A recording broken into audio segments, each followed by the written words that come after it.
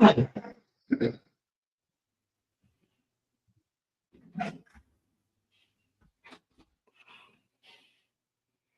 morning, everyone.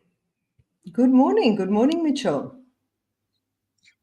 Good morning, Dewald. Good morning, Louise. And a very good morning and welcome to the subscribers and viewers, and especially presuming we have some representation from our CGA board and CGA staff and colleagues in our supply chain, and welcome to everybody. And can you believe this is the third session now? So it's been 3 weeks and it's been very, very interesting thus far. Yes, for sure. For sure, for everybody. Indeed.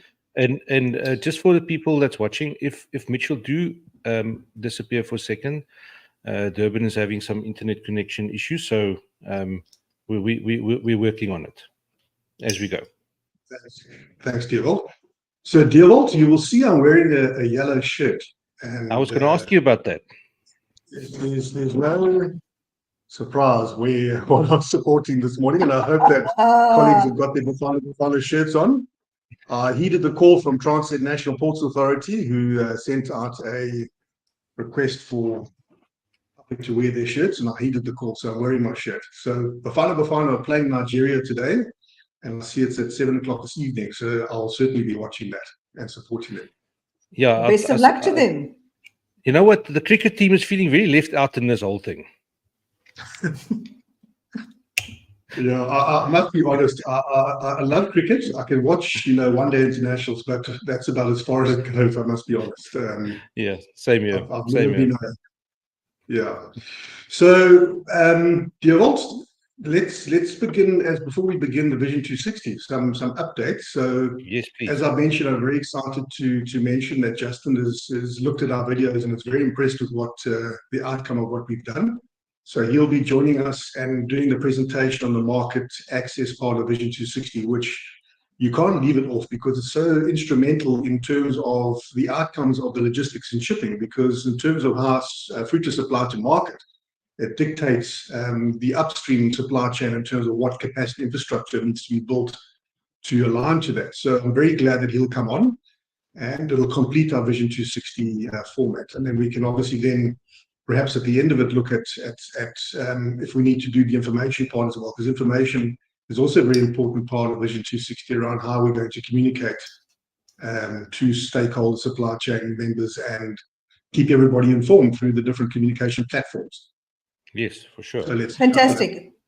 Good news to hear that he's keen to join us, and I think it works so well when people are talking and you're getting information in bite-sized pieces, and you can discuss it. So I think this is a great initiative, and yeah, let's keep going. Excellent. And then not to harp on it, but as I mentioned, getting some very good feedback from internal stakeholders. My colleagues internally at CGA, Justin, the CGA board have also said it's done. We're doing very well with what it is. So excellent. I'm glad we've initiated this. Thanks, everyone. So one more important question. Let's not talk about ports. I think we've flogged that to death. But more importantly, what happened with the hail in Citrusland last week? Have you guys got any news in terms of what maybe the impact of that is? We only got one video that was sent to us of nets in tatters with the hail hanging down in bags between the rows. So other than that, we didn't hear much, and I think it might have been very localized. It looks like it wasn't a widespread area that got hail damage. Yeah, and exactly what Dewald was saying there is that when Facebook or WhatsApp videos do the rounds, and it's a video of a particular place, so you don't know whether the hail fell in 1 square kilometer or 5 or 10 or 20 we did not comment on it. We didn't put anything official out because we also know if you don't have the stats, it can come across as being sensational. But the footage was rather shocking, I must say. I fully agree with you, Louise. When I saw the videos, your immediate reaction is, oh gosh, it's now decimated the citrus crop, which when we got feedback from our director there, Gerard van der Merwe, he did say it was very localized and it doesn't seem to have had too much of an impact in terms of the estimate. So they're actually leaving the estimate for the season as is. So yeah, you're very right in what you're saying. Good to know. Okay, so here's the video. Oh, there you go. Yeah. But ironically, remember what we were talking on the first session about the weather pattern changes, hey? Isn't it amazing that, that's what we were saying, is that we're going to see some very extreme weather events, coming through. And we're sitting in 2024. I mean, what's going to happen going towards 2030, 2040? Yeah. So, and then there you see the nets. And I mean, the nets are probably there for various aspects, but certainly it has a preventive measure against hail. And, obviously the farmers are adjusting to... You can see the hail there. Yeah. If those white spots are hail accumulated in the valleys in the nets. So, yeah. But the interesting thing to think here is that also we're talking about those nets. You can see how tattered the nets are. The interesting thing is it looks shocking, but I suspect, and I kind of heard along the grapevine or the citrus vine, that the nets, even though they are so tattered, they did a very good job of protecting the fruit underneath the nets. So it's one of those things whereby it might not be as bad as it looks, the end result of the fruit. Definitely. And that's what I say in that opening presentation was that, although we're showing these estimates that we have in terms of the 240 million cartons, I mean, anything can prevent that from happening. And weather patterns certainly are one of those aspects. So should we continue then with the presentation? Yes, I'm going to then I've got just one question. Yesterday on the WhatsApp channel, you shared of all the ships rounding the Cape at the moment, which was very interesting. No, it is actually quite interesting. And as I said in that, I'll watch our shipping very closely. I have done for a number of years, our services, and also just looking at what is happening around our coast. And you don't see anything of that number of ships coming around the Cape. So it's what's happening in the Red Sea is certainly pushing those vessels around. I would imagine it's costing the freight a lot of money with that additional voyage and additional bulk bunkering. And the other one is there's also been some unfortunate media circulations around us not losing out on, the refilling aspect of it. So our economy is not, taking the positive of that. But yeah, so as I mentioned there, the interesting thing will be to see how this whole, and also the Panama Canal, because of drought, has also got some restrictions. So it'll be interesting to see how this changes one is the repositioning of empty containers, reefer containers, that for that matter, and how it's going to pan out in terms of supply and demand aspects specifically on citrus. If you consider maybe countries like Egypt and Morocco and those not able to get through the Red Sea into the Far East markets, having to divert to Europe, the South American markets, not being able to go through the Panama Canal, potentially having to go around. So yeah, so I think the first CMF Citrus Marketing Forum meeting will be an interesting one to see how that is at that stage. And also just, so you stop and you think about the fact that we've all taken the Suez Canal and the Panama Canal as givens, and that you'll always be able to use them, you'll always be able to go through. And at the same time, these two vital trade routes are both experiencing problems.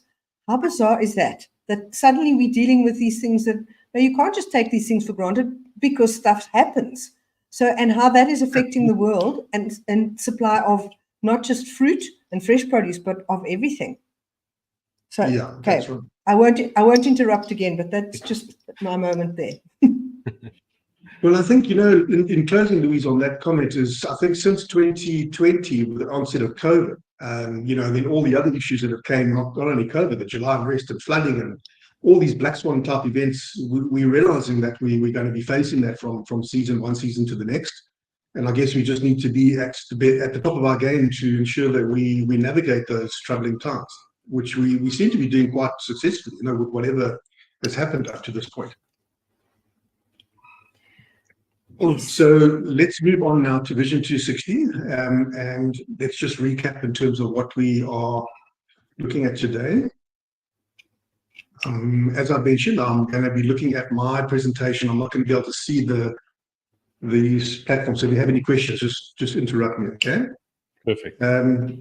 We've covered that. So we're now moving on to session number 3, which we're looking now at regional cold store capacity demands, which is a specific area on its own, which we're looking at in terms of the growth factor, how much capacity needs to be developed to align to that. It's quite an interesting debate that I must be honest, and it's quite a lot that needs to go around. It's not just simply, oh, that's the X number of cold store pallet spaces needed. It's the locality of those pallet spaces and what is the actual capacity requirements going to be in terms of normal cooling, cold treatment cooling, the EU orange cooling requirements. So it's very comprehensive. And it might take us quite long to actually get through it because depending on the debate that we have on it. So if we are able to, I'll look at the time, we move on to number 4, which is outbound container flows and capacity demands, which is also a very interesting debate. So let's see how far we go with number 3, if we agree to go on to number 4 or leave it for the next session. So we'll take it as we get to that point. And then obviously number 5, we might get to as well, market demand and shipping trends, which is also very important to ensure that we have enough container equipment and also vessel capacity to carry the fruit to those specific markets. Again, I'm going to just emphasize when it comes to cold store capacity, it's also very important to specify the regional aspect, you know, in terms of the northern region, their growth forecast, the positioning of cold stores aligned to the different ports, being Maputo, Durban, inland cold stores aligned to the pack houses themselves, also inland areas where we can capture the re-establishment of rail networks aligned to cold store capacity. So very different element from the north, say, to Eastern Cape, where a lot of your cold stores are actually right on the port itself and not too much inland. And then the Western Cape as well, the same sort of aspect. A lot of cold stores located around the port and mostly on trucking. So let's go into the cold store capacity demands, and this is really just about assessing the growth rate and what sort of capacity demands on the corridors we need to see to align to that, and it's a best guess, to be honest with you. So moving into this is quite it's not an easy one to decipher. So I'm going to talk you through our analysis here, and what we've done is really just looked at principally the total capacity requirements in terms of assessing dwell times. It's all worked on a dwell time calculation. So based on production, we work on dwell times on your normal sort of pre-cooling to markets like Russia and into Middle East and that sort of thing, where the dwell time is being used on about 7 to 8 days. Okay, and on your cold treatment capacity, yeah. Mitchell, what is dwell time? Is it how long the fruit stands, how long it moves? Yes, so how long the fruit is in the system before it leaves into a container going to the port. So the dwell time is really when it's packed to when it leaves the facility. Okay, so that's if you're getting to a cold cooling capacity requirement, dwell time is essentially your calculation that you use for that. And then the other aspect is cold treatment. And then I'm going to talk to you about the possibility of EU oranges going cold treatment relative to normal cold treatment. And then obviously it's going to be dictated to by the growth rate to markets which require cold treatment. So just coming to what you're looking at here is mostly looking at the green line. Is your normal sort of non-cold treatment market. So it's looking at what is the capacity requirement for markets like essentially Russia, Middle East, Canada, those sort of markets that don't require cold treatment. You're normally cooling that to about 4 or 5 degrees Celsius. And then looking at the cold treatment, which is the thick blue line, in terms of markets which require cold treatment to principally like markets like Japan and Korea and China, which require cooling to minus 0.6. And you set your tunnels to minus 1.5 basically. So those are 2 very different elements in terms of cold store capacity. And then obviously we look at the total capacity. So looking at this, what I've shown here is the total product demand in terms of capacity for the northern region, and that looks at the orange bar. And if you look at the earlier presentations around that peak seasonality from the Lake Mandarin's Valencias, you can see it talks very much to that. So there's going to be a strong demand for cold store capacity around that Lake Mandarin Valencia peak, which talks very much to that. So it's aligned very nicely to that. And, you know, it's quite a big debate around how much capacity is needing to be developed just to carry that peak versus what you see in the earlier. Let me see if I can just get my laser pointer up. Yes, please. I was going to ask you that. Yeah. So again, it's the seasonality aspect of our industry is highly complex in terms of aligning investment into this. And do you ask for investment of hundreds of millions of rands in terms of capacity to take care of a short peak? It's an interesting debate. So that's really where the capacity demand is coming in. And what we've done is Hesti Buerta has managed to put together a table for us looking at the corridor capacity, current capacity, and then what capacity is in the pipeline from each of the cold store developments, and those that we've had a discussion with around what is going to be invested at least in the next 5 years. So we've seen some very good investment, and that's what I said in some of the earlier presentations, that's one of the biggest successes we've had as the CGA is just in influencing and encouraging the investment in cold store capacity. And we've seen some very, very good investment coming in, and there's still a lot more investment in the pipeline. So Durban total capacity is sitting at the moment around about 50, 60,000. But if you have a look around about this line, this is what's in the pipeline towards 2027. And if we look at the current facilities which have expanded, you're seeing the cold facilities in Maida Wharf expanding, FPT expanding. We're seeing eThekwini cold stores expanding, having another facility. Durban South cold stores expanding, Somerset, 333 Logistics, the Go Chill facilities, Pre-Cool facility, all expanding and having room to expand. So that's the indication around what's in Durban, and this is the port environment. And more investment coming in. MSC building has completed a facility due to be launched. We're going to be going to attend the launch sometime next month in Durban. Very formidable size facility. So that's also adding to the capacity. And then that's just on the port side. And then obviously we know FPT Group have given us a presentation on their investments going forward. Some very sizable investments around the port and up into the Cato Ridge area, which is very exciting to see. So there's a lot of capacity that's being aligned to the Durban port. And then if we add on top of that, if we look at what's going to be potentially coming in on the inland areas, up and towards Johannesburg, even further into Letsitele, as I mentioned, the Steinweg facility in City Deep. I'm waiting just to hear where they are in terms of the development of their capacity. They're busy running ambient. Go facility up at Marble Hall, quite a sizable facility. Riverside down in Malalan, and the Instra facility.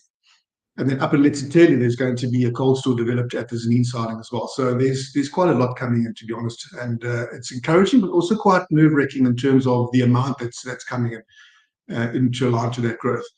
Further to that, if we look at the Maputo corridor, yes? Sorry to interrupt. Looking at this in the places all you mentioned, could it happen at one point that all of them could run out of storage space? If, let's say, the season fruit ripen all together, or if weather conditions make it so that there's a lot of fruit and at the same time, and it won't be able to be loaded out efficiently quick enough? Well, there you go. It's a difficult one to determine. It's largely dependent on, I guess, the offtake. So your holding capacity and the fruit dwell time, obviously that's related to the time that it's in the system, is relative to the offtake. So anything can happen in terms of maybe not getting enough containers, which has happened frequently. We've had port issues around, as you know, weather-related issues. We've had strikes in the port system, which has caused a bottleneck. But again, it's something we've learned to manage. As you've seen during the July floods and the Transnet strike, we actually had daily meetings with the inland supply chain where we've managed to actually stop production. So, we can circumvent and manage those situations if they arise. So it shouldn't be that we get to a point where all of it's completely maximized, unless there's some, situation that does cause that to occur. Okay, interesting. But I've been encouraging through a lot of platforms that, as we get into this major, in fact, this year is a good year to start, because if we do see a very formidable crop, you want that fruit to move through the system as fast as possible, so you don't cause a bottleneck in the supply chain and have to cause production to stop. So it's very, I would encourage exporters as soon as the season starts to ensure that they get their product through the system as fast as possible, so that you don't cause dwell times to increase and we have this bottleneck in the cold store and supply chain. Okay. Great. And then moving on to Maputo, there's been some very good investment there from the Matola Cargo Terminal and Transitex, and that's also created capacity for product going through Maputo. As I mentioned, I think there was about 1,500 containers loaded out of Maputo last year, but the PPSV data we're still going through. And as I mentioned, I haven't put anything additional to that in terms of what we discussed up in the N4 corridor, because I think there's still quite a bit of business case studies to be done. It's not just a supply chain that's currently available. It's got to be developed in terms of its access to Far East. So that's why I put trend analysis S1. And we can always assess it, further down the line once we see these investments coming into the pipeline. So looking here quickly, and what this actually means is, okay, as I mentioned, the green line is then, and as we move to the other presentations, I won't be necessary for me to isolate this. So you can see that capacity is very well balanced against what the demand is, and we're going to have to look at managing this sort of peak season peak here. And again, it's about, what are we going to do? Are we able to divert cargo to Cape Town, to Kucha, PE? Is there going to have to be a production cycle downward trend if there's a massive bottleneck? But again, it's something we're going to have to manage as we get into that and see how that pans out at that point. So what I've also done here is I've added, and then you can see on the cold treatment side, it's quite well aligned. There is a bit of a gap there, but I'm thinking that, I think facilities will then adapt some of their cooling capacity towards cold treatment. If we see, and I'm going to show you just now, if we get access to USA, India, the increases to Japan and China, and those sort of markets. What I've also done here is we've done, in terms of our analysis on EU, the potential for EU to go cold treatment. And let's just keep it as potential, not scare everybody. But what we've done is looked at oranges, what is the oranges going to the EU, which is the brown line you see here. If we add that to the blue line, so if it becomes hard cold treatment, it then gives us this yellow line. So there is an analysis in terms of if the EU does go to full cold treatment requiring minus 0.6, then we're going to have a very big deficit on the cold treatment, which is your minus 0.6 cooling capacity, which we call forced air cooling. So they've got specific tunnels where the cargo goes into forced air, and the delivery air temperature about minus 1.5 to get the uniform temperature of the fruit to minus 0.6. So that's quite an interesting one. So that's one we're watching very closely, and I'm pretty sure everybody's watching that closely as we are, and hopefully we don't get to that point. But it does give an indication that we're going to need to see quite a lot of investment on that. Okay, so if you say investment, is that new stores being built? Is it existing facilities upgrading to be able to do steri? Yes, probably both, Dewald. I think some of the facilities would be not quite easily adaptable to change to the cold treatment, but some are and have got the ability to move some of the current, what we call normal pre-cooling facility to a forced air cooling. They could adapt the tunnels and that to get to those temperatures. But I think a lot of it would need to be new investment. But I think we'll do the analysis as we move down into subsequent seasons. We could do that analysis once cold stores are built. But certainly, that amount, if you look at that 50,000 pallets versus 25, so it's a doubling of the capacity. So it is quite, for me, it's a complex one. Just a question: do you know of any of the pack houses at the individual growers investing in possible steri tunnels? I know that it's got to be approved by PPECB and Dalrad and the whole bang shoot. But do you know if there are bigger growers that is actually doing that? Well, I think the GoGo Logistics Group is probably your best case to answer on that. If you go to GoGo and Marble Hall, they do a lot of their fruit to China from their pack house, which has got very formidable cold store facilities there. In fact, it's such a good project to go and have a look, because they're doing some very good things on solar paneling and efficiency in terms of their cold store application. It's a really great project to go and have a look. And it's the combination is the pack house and cold store linked together opposite each other. Beautiful place to go and see. And I must say, credit to GoGo. A number of years ago, they actually took the strategy to go inland for their packing and obviously aligned to rail. And they rail most of their containers to China on rail. So that's a very good case in point on where they're going. Riverside Packhouse down in Malalan, Kamati have got that. So it's a very small facility. You'll see just now that some China containers went through Maputo. They're doing a couple of containers through the season just to keep them going there and keep the channel open. But again, it'll be around that Maputo corridor also for that cold treatment, particularly to China and Japan, which will be mostly cold treatment facility. Interesting, very interesting. Very interesting. I think we can move on. It is very interesting.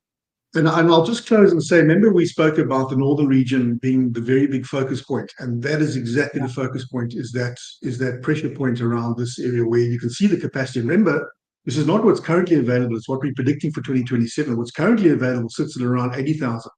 So we've got quite a way to go to get to manage that. But again, do you invest hundreds of millions of rand to take care of that? And that's the big question that we've got to ask producers and exporters in the industry. How do we manage that? Okay. So let's move to the Mitchell. Just one last question on that slide. Yeah. Is this all citrus, or is this split into reefers, into container refrigerated containers and normal conventional loading as well? Yes, so remember this is just capacity, hey? So it's fruit that goes to container or conventional. This is really just capacity linked to the dwell time. And this is the best way that I could put the calculation together. It took me quite a long time to actually do it. It was quite a complex calculation, but it's come out quite well, I think. But it's just capacity. It's holding capacity for fruit, and it can go to any channel, being container or reefer ship. Okay. Okay, so the capacity for reefer ship will really be in the port, like you see FPT and the cold facilities. They run into Japan and China and Europe and Russia, and they use their capacity mainly for that, and containers as well. Just on that question, let's say you've got a facility up country, let's say Malalaan, and there's fruit that must go from Malalaan to Durban Port. Can they ster it in tunnels there and then load it into a cooled truck to be offloaded in Durban again, without it going through a sealed container system?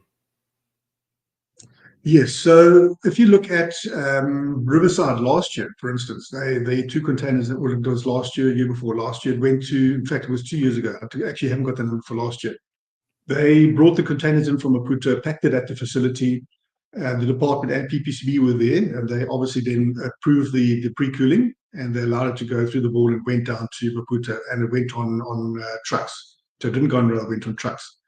So having a look at, and that's again, the Maputo issue. If there's any issue with Maputo, is it going to be viable to then move containers from Malalaan down to Durban? Should there be an issue in the Maputo port with whatever may come its way? I think it's all going to be dependent on cost, because remember, you're moving the empty container vast distances on a truck inland, and then you're moving a full container again vast distances down to the port. So it all depends on the viability on the cost aspect. And that's why a lot of the fruit is going to the port, because it just is, the cost chain just is better in many cases, sending fruit directly to the port and packing from a cold store there into the port. But again, it depends on the cost aspect, and like look at GoGo. I mean, they're doing very good on costs in terms of what their supply chain model looks like. Okay. That's just the last question. Okay. So yeah, again, the Eastern Cape is very much the same thing. As we mentioned, the Eastern Cape growth, it does seem to be at the top end of its growth. There is more coming in with the lemons, navels, late mandarins, but not like a formidable growth rate in terms of what we're seeing on the tree census. But the 2023 tree census, I think, may change that, because I'm still seeing a lot of young trees being planted in the Eastern Cape. So there's 4 main facilities that I'm aware of in the Eastern Cape, which I'm only aware of, and it's difficult to know how many cold stores are linked to the actual pack houses, because if they're closer to the port, it makes sense to load from your pack house if you have a cold store facility. But what we've seen again is very good investment coming in from the cold facility at Kucha, from the PE cold store at Kucha, both expanding. The Addo facility up at next to Sunrise River Citrus Company, they've expanded and have got room to expand. They've bought land and ready to expand where they need to. You've got Edolini up in Potensi, which has also got very good facilities, also expanding. Cape River Citrus up at Cape River, and many other pack houses. And then I think in many cases, the Eastern Cape, they load and in from their pack houses to port. It's very close to the port. The timelines are very, very close. So there's a lot of fruit going down there. So that's why you see quite a big gap between the actual capacity requirement and what's available, is because it's hard to decipher how much fruit is moving outside of cold stores to go directly in containers to the port. So although you're seeing this massive deficit there, I don't think that there should be too much concern about it, because as I mentioned, there's a lot of room to develop more capacity. And I think a lot of fruit is moving outside of cold store capacity from pack houses directly to port, which is taking care of this deficit. And then also remember, a lot of fruit from the Eastern Cape moves down to the Western Cape, principally your USA market or your Canadian markets moving out of Cape Town because the vessel leaves first. And a lot of fruit for Europe and sensitive fruit is going to Cape Town from the Eastern Cape. Some of it's going to Durban, but not preferential to do that. So I wouldn't be too concerned at this point in what you're seeing over there.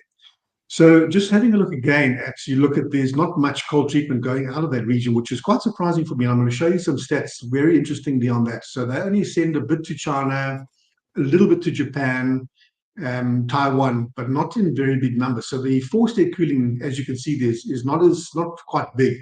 But let's see what happens in terms of growth going forward. So it's quite well aligned at the moment. And again, we're going to just do the analysis going forward. And if we look at the EU oranges, if you look at the Valencias and the early navels and then coming into late season Valencias, We add that to the blue bar, takes you to the yellow line. Then it changes the dynamic for that area. So then we're going to need to see that specific cold treatment forced air cooling capacity come in. And again, look at that. Much more Valencia's coming out of the tail end of the season in a very short peak. So it's about how much investment is aligned to that for such a short seasonal period. So these seasonality aspects are for me very complicated things to consider around the cost of capital investment versus the actual return on that investment on the previous slide and again on this slide. So Eastern Cape, are you all good with that? I've got in the Langkloof, there are some cold storage facilities there that cater for the stone fruit and the apples and pears. Can that be brought into this or not? Definitely. So SRCC a number of years ago, when there were capacity constraints. Now remember, SRCC, Sunday River Citrus Company, is your biggest packhouse in fact in the country. They do most of the fruit, particularly in Eastern Cape. I remember I've been working with SRCC for a long time now, and there was at one point a very big restriction on the port, and they actually sent fruit up to the Langkloof to store there, and then they were packing containers to the port. But again, it's your last resort, and it's more for your, as you said, the apples and pears and deciduous fruit. And with the increased capacity, and at that point they didn't own Addo, they've bought Addo in subsequent years. So they manage their cold store footprint out of principally out of Addo. Then they use the other facilities on the other, when they can't facilitate it. So so I'm aware of that, but I haven't brought that into the mix. Yeah, and also there's a lot of apples and pears still coming out of controlled atmosphere that's being packed right year round. So they will have to make space. And Dewald, it's again one of the very interesting points you mentioned there, because I know the apples and pears come through in the early part of the citrus season. They come, in fact, they should be doing it now up to about March. It goes into the existing facilities. And then the later part of the season, I'm not too sure if there's anything that overlaps with that region which requires cold store capacity, but it's another one I need to look at. And again, as I say, the trend analysis, moving forward, Vision 260, those and some of the very interesting things you brought on the previous sessions, I need to look at in terms of quantifying the impact. And as you mentioned, the ABOs from the north as well. Cool. Right, let's go. Great. Excellent. So let's go now to the Western Cape. Also very interesting in the Western Cape, same sort of scenario. So the element around cold store capacity in the Western Cape. And as I've mentioned to you, the Western Cape works in our favor, in that the capacity and infrastructure is way exceeds anything the citrus industry needs even in the peak of the season, because the deciduous exports through the Western Cape out of Cape Town is way higher than citrus in its numbers. So all of that capacity oversupply is available for citrus. And in fact, the last 2 years, there's been quite a bit of citrus that have moved down to Cape Town, taking advantage of that capacity. So looking at this, again, as you see, I've only used the measure against the facilities that do citrus directly. But we know that there are facilities available, as you're aware. Some of the specific, like Hexcool for table grapes, is not really used in citrus season, but it does come on now and again. I haven't brought that. Well, actually, I wanted to comment on that, because Hexcool is literally down the road from us. And about 3 years ago, they asked me, please, would you put an ad in the SA Fruit Journal to say that we're available for citrus? And that was the year of the riots in Durban. And they filled up with citrus, and every year, from then on, every year, the minute the last grapes move out, it fills up with citrus. And so it works very well, because the grapes end in time for the citrus to start. So they and it's fantastic, because they're now using that facility far more effectively, because it would just be standing empty through the citrus time. So it's good to see. There was videos that we got of trucks. I don't know if you've been to Hexcool, that lines up the road down the N1. It looked like peak grape season in the middle of winter. I was very acutely aware of that. Yeah, and fortunately that was available. Can you imagine if it wasn't available? I mean, it would have caused a huge bottleneck. Because you must remember that, citrus not so much, table grapes more so, that you have a window of opportunity to pick your fruit and export. You can't just leave it on the trees indefinitely. So you have to have these opportunities for farmers to maximize their production when they have that window of opportunity to do it. And having those facilities is great. And they used it at that point, and it was good that they did. But having said that, looking at the previous slides on that capacity crunch around the peak season, and I'm going to point out the Lake Mandarins in particular, because they have a very, very specific growth rate and a specific demand on cold store capacity. And a lot of that's going to probably go into the Europe market. And if there's shipping complexity, it makes a lot of sense to move that down to Cape Town to catch the outbound vessels to get to Europe a lot sooner. And if there is that massive capacity crunch that comes, we don't know at this point whether it happens or not. At least the opportunity to move to Cape Town is there. And obviously, let's take the cost aspect out of it, but you have to get your fruit to market. Your fruit is no value until it gets to market. So you have to look at those opportunities. And again, that's where the Western Cape really does come into it with its available facilities. And Hexcool is a very good example, as you've mentioned. So coming onto the slide again, if you look at the blue line, the cold treatment is principally aligned to the USA market. So as you're aware, the Western Cape has direct access to USA, and the cold treatment facilities are mostly aligned to that sort of market. There's a bit that goes to China, and I'll show you the volumes just now.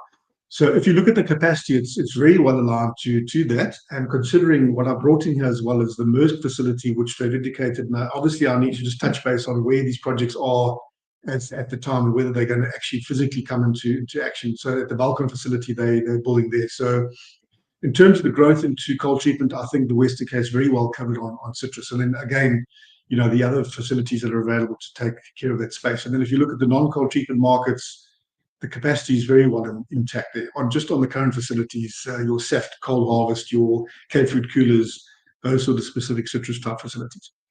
And then looking at your oranges, if we look at navels, and this is principally aligned to the historical orange trend to Europe. So it's not all navels and all Valencias, only the percentage that goes to Europe. So you can see that in the early part of the season, the navels actually go up to the USA, but the Valencias mainly go into Europe. So that's why you're seeing this sort of graph, which doesn't really make sense aligned to production. It's around how much actually goes to Europe. And there again, you can see if we bring the brown line against the blue line, there we start to see capacity crunch on any potential volume that needs to be pre-cooled for Europe on that cold treatment. But again, I'm pretty sure there's capacity available to look at taking care of that. So I think the Western Cape is very well balanced on the future growth in that area. And again, even the north, I would imagine there's availability to look at going down to Cape Town if the need arises for additional capacity. Instead of investing, as we said, hundreds of millions of rands of facilities in Durban for a short window, I would say it would make sense to move it to the other ports, being potentially Kucha, PE, and Cape Town.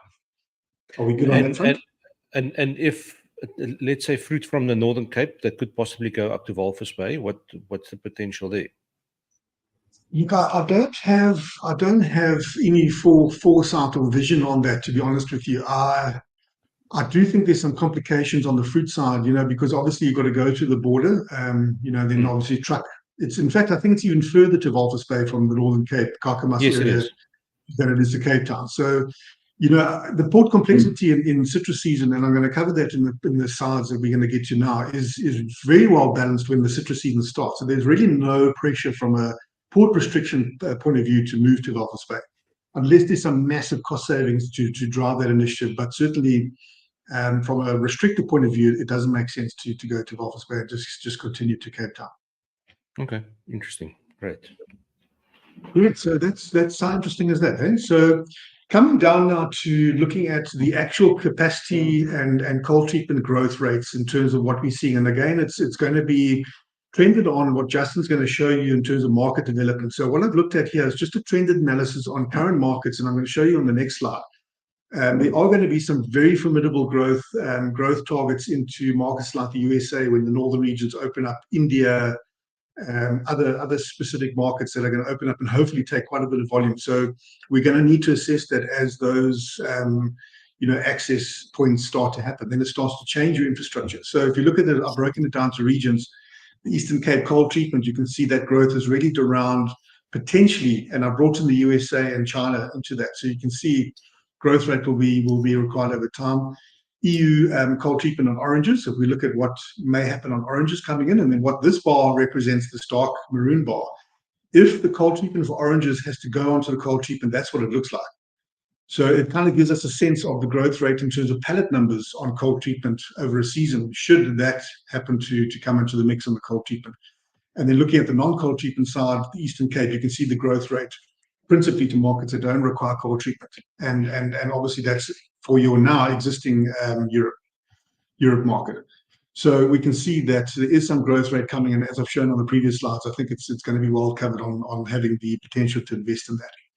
The northern region, if we look at the current coal treatment, you can see just over 200 some odd thousand pallets. I'm going to show you the markets where this goes to. And if we look at the coal treatment growth, potentially for the USA market opening up to the north, that's going to cause some additional coal treatment requirements. And again, the coal treatment capacity in Durban is going to be aligned to that when that potential opening up of the USA market for the northern region happens. And then again, if you look at the EU oranges having to then potentially go into coal treatment, you can see there, as I mentioned to you, that deficit is quite severe because a lot of oranges from the north go into Europe. So it gives us a good perspective on, the potential for that capacity on coal treatment. And then looking at the non-coal treatment, your growth into Middle East and Russia and Canada, all those markets that don't require, you can see there's quite a lot of growth coming into that mix as well. And as I mentioned, the coal store capacity in the northern region very much aligned to that. The Western Northern Cape, coal treatment principally for USA and a bit to China, and EU coal treatment oranges having to double onto that. You can see that it also puts quite a bit of pressure there, but we've had that discussion on that coverage. Then your non-coal treatment principally for Europe, Russia, Middle East there as well. So that just gives you a sort of a schematic on demands on coal treatment, and it's going to, again, it'll be trended as we move into the market demand sort of cycle going forward. I have a question, and it's a very obvious one, but we're talking about all this coal treatment that requires massive Eskom capacity. Yes, you're right. Yeah. Again, that's one of the limitations, is how much availability of electricity is going to be there for the ports because I mean, forced air cooling, it demands an incredible amount of energy. The cooling tunnels in terms of the supply of the cold air, the evaporation fans, the circulation of the fans inside those forced air cooling tunnels. Some of them have got 3, 4 huge fans that are running, so the energy demand is quite high.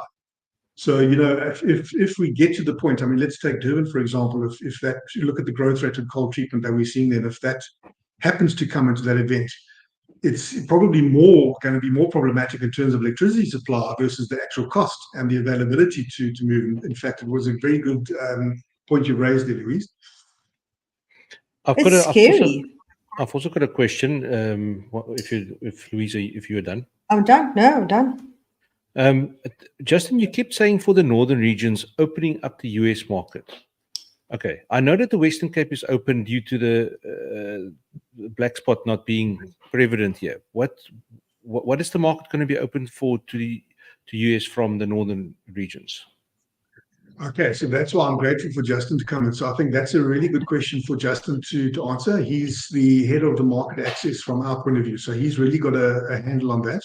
It's been in the pipeline for a while, and I must be honest with you, I've tried to evaluate, when that market opens up, what is the supply chain going to look like? Because obviously we know in the Western Cape, they run mostly, and I'm going to talk to it now, reefer vessels to that market. They have the inspectors coming from America doing the actual pre-clearance inspections, much like we have for South Korea. Or is there going to be enough volume in the northern region out of, say, Durban, to warrant, having a specific shipping program and having specific inspectors come and be positioned here for the season? So that is a very interesting dynamic we're going to have to watch. It may be, if it starts off early and the volume small, they may have to move their fruit down to Cape Town to jump onto that program. But that's just hypothetical view in my point. We'll have to see how much fruit is available. The actual opening of that market, I think let's ask Justin that, because it's going to be one of our as Justin's going to point out, it's a very it's something being very beneficial for the northern region, and we're anticipating that. Looking at this graph, and that's going to talk exactly to your question. Have you got another one? No. That was it. Right. So look at this table. So this is historical, and again, I don't bring in 2023. We have a little bit of a complexity with the BPSB data for 2023. This is principally coal treatment container packing from different ports to the main markets. So United States, China, India, Taiwan, Japan, and South Korea are your main coal treatment markets. There are a couple of others, but they don't have too much volume. So I've just isolated to here. So I wanted to project and this is just, again, a hypothetical view on what if these markets do open up to any sort of significant potential. If we talk about India, there's a lot of hope on India opening up, which is a coal treatment market. And at the moment, it's under a fumigation program. They still have to approve the shipping-based coal treatment. But if you look at Cape Town, you see the USA, and this is just reefer containers. So I'm not even looking at specialized. I'm just looking at what reefer containers are going to be put into the mix. Look at the United States. There's been quite a strong move over to containers, and last year even that growth rate was higher. So potentially opening up into the USA.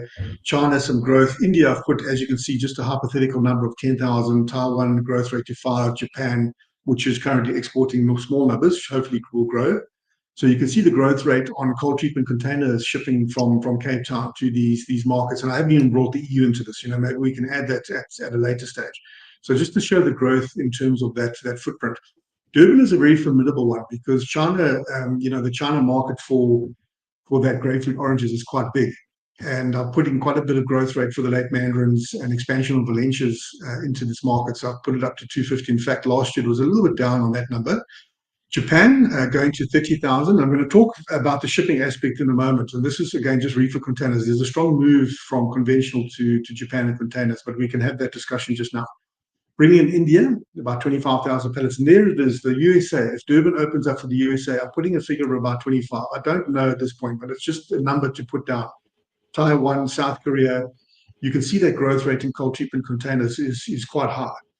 And again, it puts pressure on cold store capacity on that footprint, the availability of the specific reefer containers that go into these markets, requiring USDA probes and things like that, your requirement of the Department of Agriculture, PPCB being on site. Some of the inspectors have to be there, like USA, South Korea. And then obviously the genset units, trucks that need to have generator units on to power the containers. So all of this is just really earmarking those sort of, dynamics. And then looking at PE Cooker, as I showed you, they're very small in terms of volume into China, opening up potentially for India, United States, Taiwan, Japan, a few containers go there.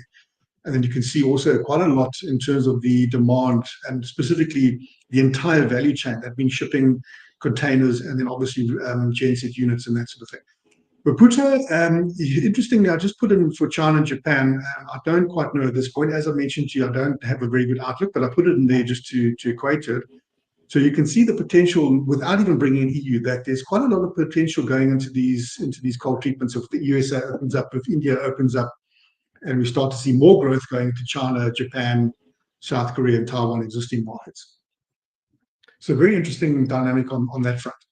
Question. I think I also have a question. I think it'll be very interesting to hear what Justin has to say about the progress on opening these markets, because the figures you're showing here are very exciting. And if it does happen, wow, that's pretty cool.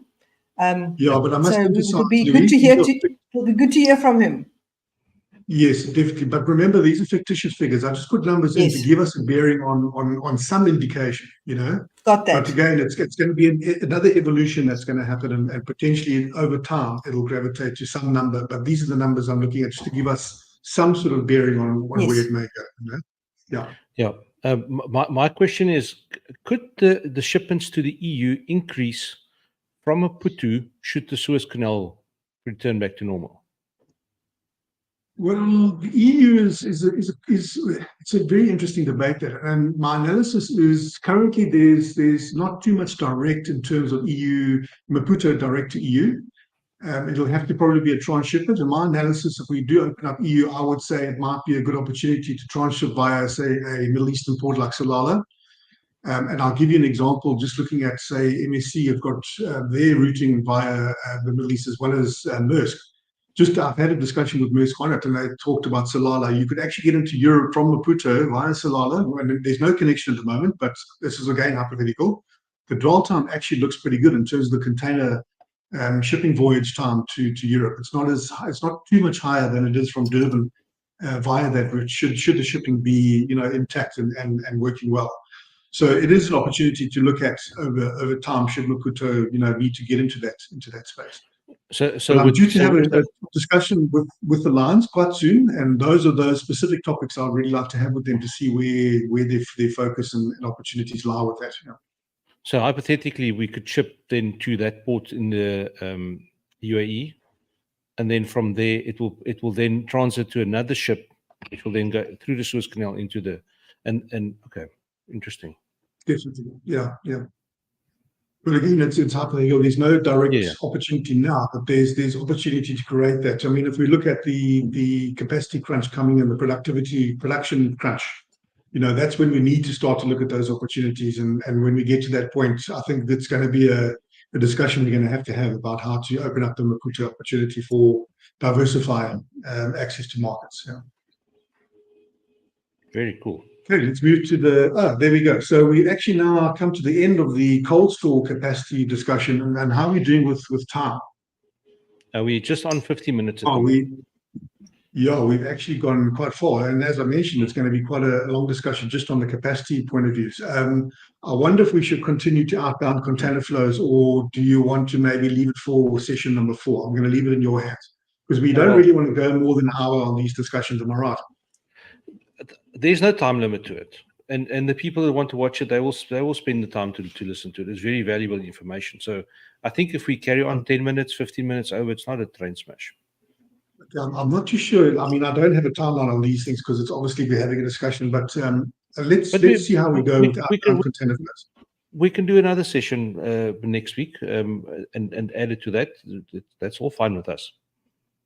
Okay, so I'll leave it in your hands. Maybe someone on the line wants to comment. Do they want us to continue? Or do they think maybe we leave it for another session? I don't know. I'm going to leave it totally up to you. There's no comments, unfortunately, at this stage yet. I think people are interested. I did WhatsApp the link to Bernard Henning from PPECB and said, please come and give us some of your opinions and things. I know Bernard's very involved with you guys with the cold storage and everything. Vijay Chetty as well. Yeah, I'm not sure if he's online, but I've sent him a WhatsApp about that. So, yes. Mitchell, it's your call. If you'd like to continue, we are here. We're not rushing off anywhere. And you're in the mode now. So if you want to carry on, you're welcome. Yes. Well, I just think the next session, it flows very nicely when we bring in the container flows together with port capacity and shipping capacity. And I think that'll be a nice sort of discussion point on its own. So maybe let me suggest let's close this session off. I think it's been a really good discussion around capacity, and it's left some very good thoughts around that. And if you guys I don't think we have a limitation in terms of how many sessions we can do. Let's leave it to the next session, because it really does balance itself out nicely when we bring in that whole shipping and port capacity element together in one session. That's perfect with us. Okay. That's good. I will be. Devop said something that reminded me. If you're done, are you done, Mitchell? Yes. So I think let's conclude that at this point on capacity, and we'll move forward on the next session. Okay. Thanks. So we'll go into session. Well, we number 4. can end with a little bit of humor. What Devop said reminded me of something. 10 years ago or so, when we were working on the tonnage of tar. Remember, you were asking me to photograph a train coming into Cape Town Harbour, and I was trying to find the train, trying to get hold of it and all the rest. And you said to me something about. I said I couldn't. I remember. Do you recall? Do you recall? Yes, I do. And you said to me, I said, I'm going to try and find it. And you said to me, no, it's not a train smash. I said, no, that's definitely the wrong kind of terminology to be using, especially because we're talking about a train full of citrus. So I think train smash, let's not use that terminology. Yeah, there's a comment from somebody. Unfortunately, I'm gonna mess their name up if I try to pronounce it. They said continue. So, but as you said, it will flow better with the next session. So just bear in mind.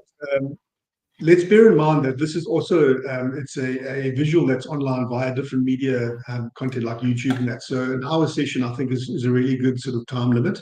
Otherwise, people start to lose it and get a bit bored. So although we're sitting on a live session, it's more towards the actual online sessions when we do this. People want to watch it after. So I think let's leave it at that. Yeah.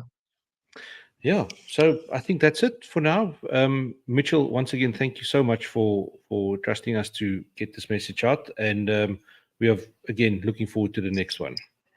Incredibly interesting and very exciting for the South African citrus industry. Yes, as you move along, you see all the big challenges, but we're seeing massive opportunity.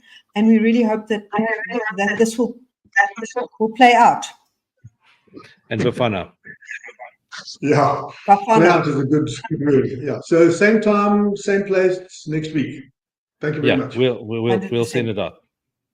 Thanks a lot. Right, there's one last thing I want to emphasize, please, before we do cut off. In terms of the discussion on capacity, I strongly encourage those who are wanting to invest in our industry, please come and talk to us as a CGA. As you know, we know our industry quite well. We know the logistics environment quite well. And I would not want to see a situation where capacity, which costs a lot of money, is developed and you don't get that return on investment and it doesn't actually align to where the strategy of the industry is going. So please, if you guys are wanting to invest, and in fact, as I said to you, I had a call on Monday from a head of a very prominent logistics company after watching our YouTube podcasts. They're saying, wow, let's look at this industry, let's get involved. And I said, come, let's have a discussion, let's build a business case and make sure that you do the right investment for what we need, and not just invest somewhere where it's not going to hit it hard when we need it. Thank you very much. Great. Right. Great stuff. Cheerio, everyone. Bye. Cheerio.